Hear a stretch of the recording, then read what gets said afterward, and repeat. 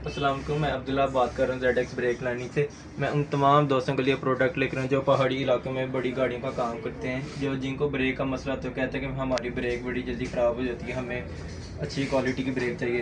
तो मैं उन तमाम दोस्तों के लिए प्रोडक्ट लेकर आए, आप लोग देख सकते हैं।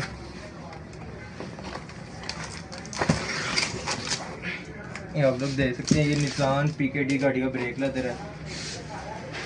ये सॉफ्ट लेदर है। ये आपकी गाड़ी के ना ड्रम को ख़राब करेगा, ना आपकी गाड़ी की प्लेट को ख़राब करेगा। और ये इसका रिज़ल्ट भी बड़ा अच्छा और इसकी डिमांड भी है मार्केट में। तो आपको दिए गए नंबर पे आप रब्ता कर सकते हैं।